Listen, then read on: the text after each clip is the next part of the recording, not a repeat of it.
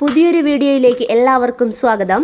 നമ്മുടെ ഫ്രാൻസിസ് മാർപ്പാപ്പയെക്കുറിച്ചൊരു ലഘുവിവരണമാണ് ഇന്നത്തെ വീഡിയോ. 1936 ഡിസംബർ 17 മാരിയോ ഹോസെ ബെർഗോളിയുടെയും റജീന വിവോറിയുടെയും മകനായി ഫ്രാൻസിസ് മാർപ്പാപ്പ ജനിച്ചു. പിതാവ് ഒരു റെയിൽവേ ജീവനക്കാരനും മാതാവ് വീട്ടമ്മയുമായിരുന്നു.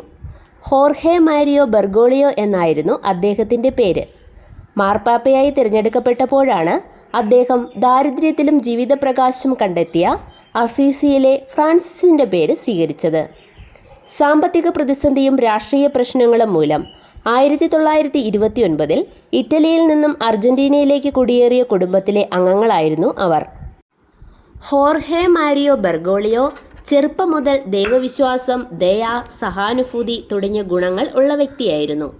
Alberto, Oscar, Martha Regina, Maria എലന എന്നിവരാണ് അദ്ദേഹത്തിൻ്റെ സഹോദരങ്ങൾ. സ്നേഹപൂർണമായ കുടുംബാന്തരീക്ഷവും മികച്ച സാമൂഹിക ബന്ധങ്ങളും അദ്ദേഹത്തെ ഒരു നല്ല വ്യക്തിത്വത്തിനുടമയാക്കി. ഫുട്ബോൾ ക്ലബിൻ്റെ ആരാധകനായിരുന്നു അദ്ദേഹം. 1949 ബ്യൂണസ് ഐറസിലെ റാമോസ് മെജിയ സലേഷ്യൻ കോളേജിൽ പഠനം ആരംഭിച്ചു. തുടർന്ന് ബ്യൂണസ് ഐറിസ് സർവകലാശാലയിൽ നിന്നും രസതന്ത്രത്തിൽ ബിരുദാനന്തര ബിരുദം നേടി. 1957 കനത്ത അണുബാധയെ തുടർന്ന് അദ്ദേഹത്തിൻ്റെ ശ്വാസകോശത്തിൻ്റെ ഒരു ഭാഗം മുറിച്ചുമാറ്റി. 1958 വൈദിക വിദ്യാർത്ഥിയായി ഈശോ സഭയിൽ ചേർന്നു.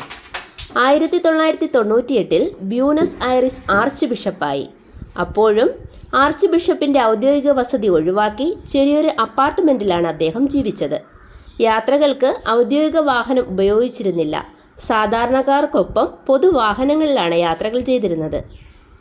2001 കർദിനാളായി ഉയർത്തപ്പെട്ട അദ്ദേഹം 2013 മാർപ്പാപ്പയായി തിരഞ്ഞെടുക്കപ്പെട്ടു. നറുപുഞ്ചിരിയുമായി സാന്ത്വന സന്ദേശം പകർന്ന് അദ്ദേഹം ലോകം ചുറ്റി. ജനതയും രാഷ്ട്രങ്ങളും തമ്മിലുള്ള വിദ്വേഷങ്ങളുടെ മുറിവുണക്കാൻ മധ്യസ്ഥനായി എങ്ങും ഓടിയെത്തി. 2025 ഏപ്രിൽ 21 ഫ്രാൻസിസ് മാർപ്പാപ്പ വിടവാങ്ങി.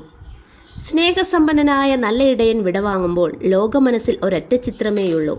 സൗമ്യ ശോഭയിൽ വിശ്വാസി സാഗരത്തെ നയിച്ചൊരാളുടെ മിഴിവാർന്ന ചിത്രം.